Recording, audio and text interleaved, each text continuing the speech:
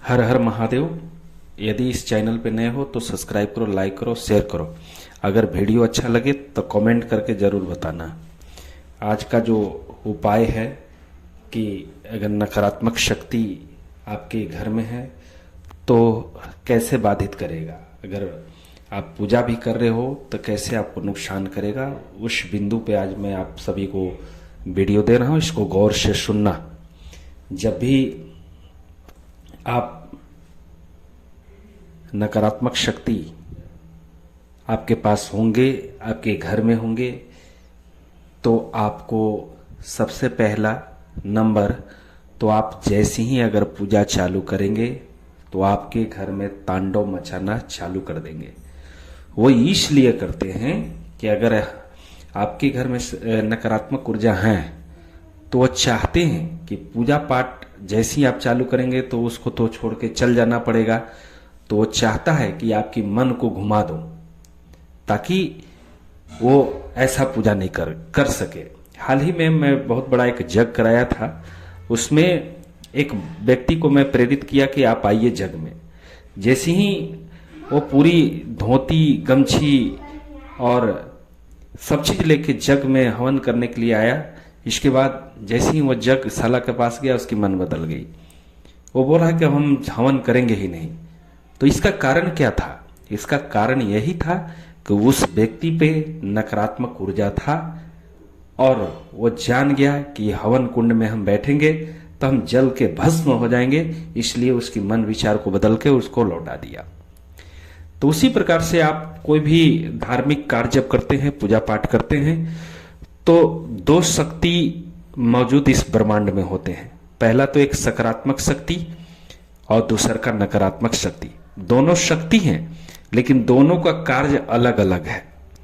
Negative शक्ति का कार्य यह है कि कोई भी सही तरीका पर आपको नहीं जाने देगा, आपको हमेशा विचलित करते रहेगा, आपको हमेशा नीचे गिराते रहेगा, आपको हमेशा बेइज्जती करवाते रहेगा, आपको हमेशा कहीं न कहीं ठोकर खिलवाते रहेगा। इसको निगेटिव शक्ति बोलते हैं। और पॉजिटिव शक्ति ये होते हैं कि वो पॉजिटिव शक्ति वचन का बहुत पक्का होते हैं। वो जब भी आपके साथ होंगे तो आपके साथ अच्छा होगा। वो जब भी आपके साथ आपके घर में होंगे तो आपका हर काम सही तरीके से होगा। अगर आपके साथ वो हमेशा मौजूद होंगे पॉजिटिव शक्तियां, तो आपको पूजा में मन लगेगा। आपके पास अगर पॉजिटिव शक्ति मौजूद है तो कहीं आपका काम जो बिगड़ रहा है वो बनना चालू हो जाएगा। आपके सामने कोई नकारात्मक ऊर्जा आएगा तो आपके पास टिक नहीं पाएगा। इसका लक्षण है। तो इस ब्रह्मांड में दो शक्ति प्रचुर मात्रा में होते हैं और जब आप पॉजिटिव शक्ति को अर्जित करते हैं, क्योंकि देखिए शरीर में ओरा होता है जिसको हम लोग प्राण आयु बोलते हैं। तो प्राण जो होता है वो मंदिर से ही मिलता है और प्राण वहीं से आता है। इस बारीकी चीज को हमारे भाई बहन नहीं समझ पाते हैं कि प्राण है क्या चीज। आप कभी चले जाइएगा तो प्राण आपके शरीर में कितना है इसकी यंत्र निकल गई है। अमेरिका में भी यंत्र है और विशेष आप हरिद्वार चले जाओ ज्ञात्री शक्तिपीठ पे तो वहां तुमको जरूर मिलेगा। वहां पे यंत्र लगे हुए हैं कि आपके शरीर में कितने प्राण हैं। वहां तो मंदिरों में भी देखा जाता है कि मंदिर में कितने प्राण अभी हैं, क्योंकि वहां पे यंत्र लगे हुए हैं। उस यंत्र से माप लिया जाता है कि मंदिर में अभी कितना प्राण है। तो आप किस मंदिर में जा रहे हैं, कैसा प्राण लेने जा रहे हैं, ये आपके ऊपर डिपेंड करता है। बहुत सारे सिद्ध पीठ जो होते हैं वहां पे जाने से ज्यादा प्राण आपको मिलेगा।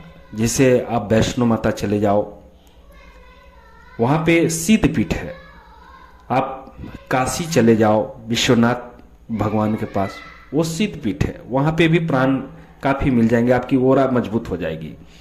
आप बैजनाथ धाम चले जाओ, देवघर, वहां पर आपको काफी ओरा मिलेगा, वहां आपकी मजबूती आ जाएगी, आपकी प्राण बढ़ेगा। तो ऐसे बहुत सारे सिद्ध पीठ हैं जहां पे आप जा सकते हो।